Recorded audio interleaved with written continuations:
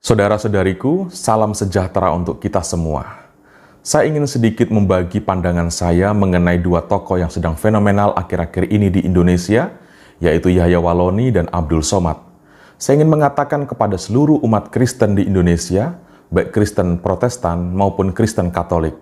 Bagi saya pribadi, kita butuh Yahya Walloni dan kita butuh Abdul Somad. Saudara-saudari, kita membutuhkan orang-orang seperti Yahya Walloni dan seperti Abdul Somad untuk membuat kita semakin serius dengan iman kita sendiri, untuk merangsang indera batin kita agar bekerja lebih semangat dalam mengelola hidup rohani kita. Mereka bukanlah orang yang harus kita singkirkan, bukanlah orang yang harus kita perkarakan. Mungkin kita semua bisa ingat kata-kata Yesus tentang lalang di antara gandum. Para murid mengatakan, mari kita cabut lalang itu. Tetapi Yesus mengatakan jangan cabut lalang itu, sebab nanti gandum juga bisa ikut tercabut. Iman itu membutuhkan tantangan. Kalau iman itu berdiri di atas angin, maka hembusan sepoi-sepoi saja bisa membuat iman itu runtuh dan ambruk. Bagi saya kita butuh Yahya Walloni dan kita butuh Abdul Somad untuk membuat kita semakin mencintai gereja, mencintai doa, dan mencintai kitab suci. Untuk apa kita bereaksi berlebihan atas Yahya Walloni kalau kita sendiri jarang buka Alkitab, jarang membaca kitab suci? Untuk apa kita berlebihan bereaksi atas Abdul Somad kalau kita sendiri malas ke gereja, malas berdoa? Untuk orang-orang Katolik bahkan malas, mungkin malu untuk membuat tanda salib. Rekan-rekan beriman Kristiani terkasih, jangan kita berpikir bahwa Kristianitas akan hancur dengan ucapan-ucapan itu semua. Tidak, Kristianitas itu menjadi besar dan kokoh sampai hari ini justru karena cibiran, justru karena cemoohan, justru karena penganiayaan. Mungkin akhir-akhir ini kita sedang dilanda penganiayaan verbal.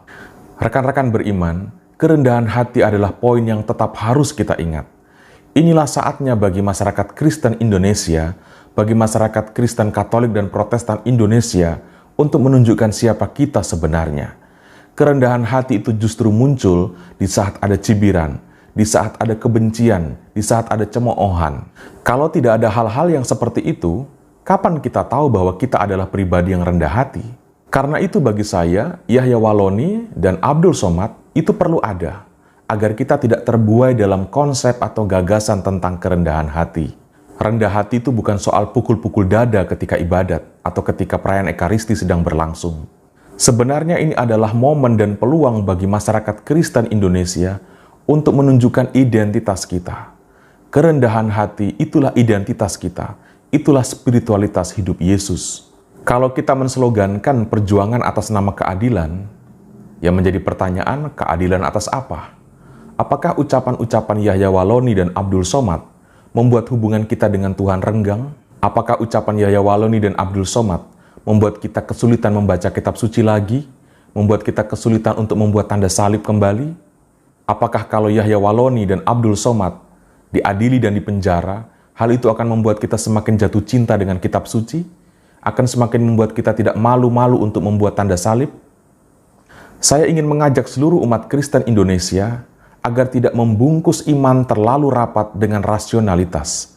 Ciri-ciri rasionalitas itu adalah tidak mau kalah, sedangkan ciri iman yang benar adalah kerendahan hati. Jangan sampai kita menurunkan iman di bawah kepongahan rasionalitas. Dan lagi-lagi saya ingin sekali mengatakan bahwa iman itu tidak perlu diperdebatkan. Yang perlu dilakukan adalah mari kita mengevaluasi sistem beriman di dalam agama kita sendiri. Untuk seluruh umat beragama di Indonesia, cobalah untuk bertanya, produk apakah yang lebih banyak dihasilkan dari sistem beriman dalam agamaku?